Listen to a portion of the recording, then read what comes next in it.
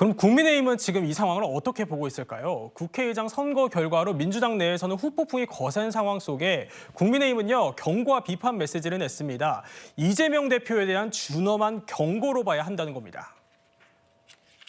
명심으로 민심을 거스르고 대단에 의지하여 국회의장까지 좌지우지하려 한 이재명 대표에 대한 준엄한 경고가 내려졌습니다. 민주당 원내대표 추대, 국회의장 추대, 이재명 대표 두 번째 대관식 추대로 가려는 계획에 궤도 이탈이 시작된 것 같습니다. 추대 장막으로 자신의 방탄 갑옷을 입고 입법 복출을 통해서 대권의 고속도로를 깔려한 본심에 제동이 걸린 것입니다. 네, 들으신 것처럼 이 대표를 향해서 이 준엄한 경고다, 또 제동이 걸린 거다 이런 평가가 나왔는데요. 또 한편으론 국민의힘에서는요, 이런 목소리도 나오고 있습니다. 국민의힘 윤상현 의원은 추미애 대신 우원식을 택한 민주당이 더 무섭다 이렇게 평가를 했는데요. 박상수 위원장님 어떻게 좀 보셨습니까?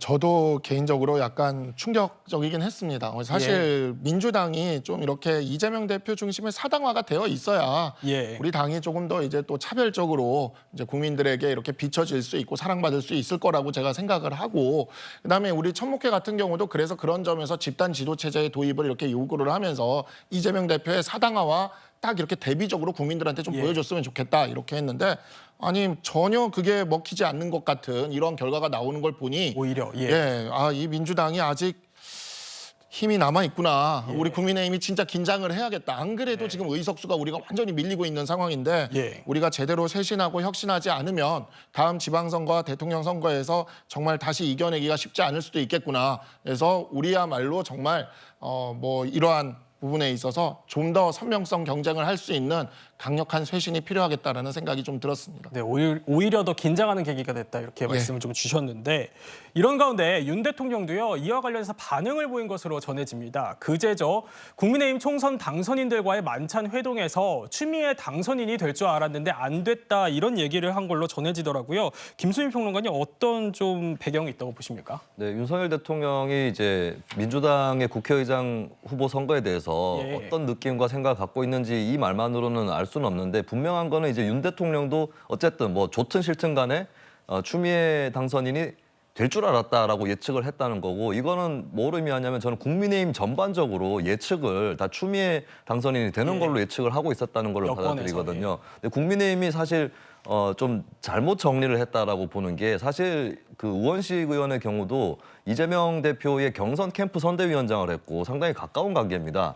사실은 국민의힘 입장에서 민주당에 대한 공세를 하려면 사실 어떻게 하는 게 나왔냐면, 우원식이 되든 추미애가 되든 그건 의미가 없다. 둘 다 친명이다. 그래서 둘 중에 어느 쪽으로 결과가 나오든 간에 공세를 하는, 이렇게 구도를 짰었어야 되는데 국민의힘은 너무 지나치게 미리부터 추미애 당선인이 될 거라고 너무 굳혀버렸어요. 그러니까 지금 약간 벙쪄버린 겁니다.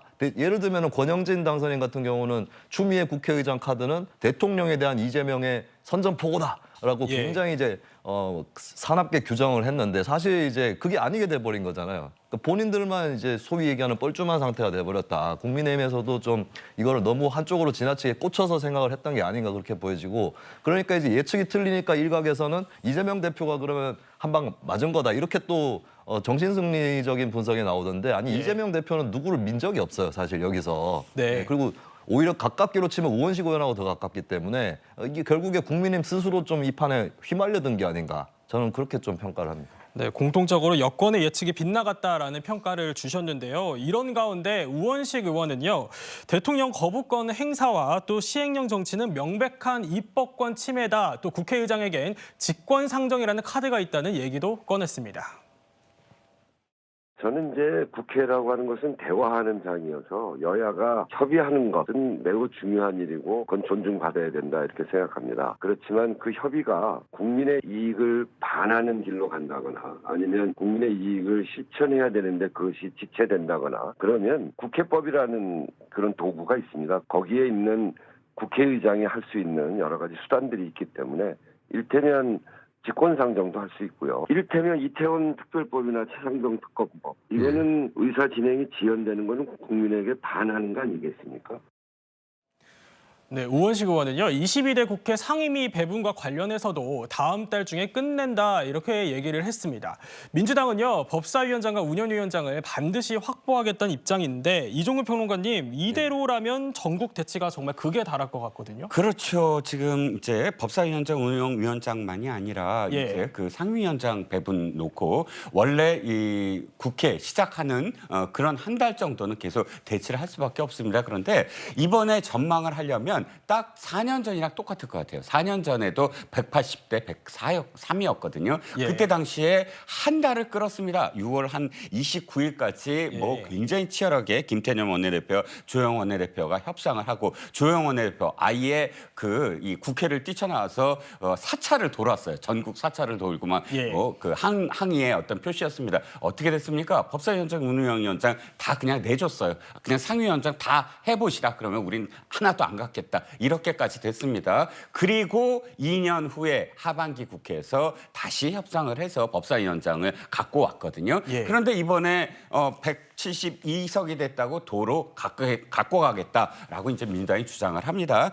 결국은 이 생각은 저는 개인적인 생각을 밝히면 김대중 대통령의 어떤 정신을 표방하는 민주당이라면 이 소수당에게 법사위원장을 주자라는 건 김대중 대통령의 뜻이었어요. 그때 예. 이 국회가 소수의 목소리도 담아내는 것이 민주주의다라고 선언을 하고 법사위원장은 꼭 야당 그러니까 소수당에 줘라라고 그 협상을 벌여서 그걸 관철시킨 게 김대중 대통령인데 때에 따라서 자신들한테 유리하면 다 가져오고 그리고 또 마치 시혜처럼 다시 내주고 이런 식을 되풀이한다면 이것이 국민들한테 또 어떻게 비춰질 것인가 아무리 다수당이지만 소수당의 귀를 기울이겠다라는 김대중 대통령의 당시의 어떤 그 목소리도 다시 좀 생각을 해보셨으면 하는 생각입니다. 네, 알겠습니다.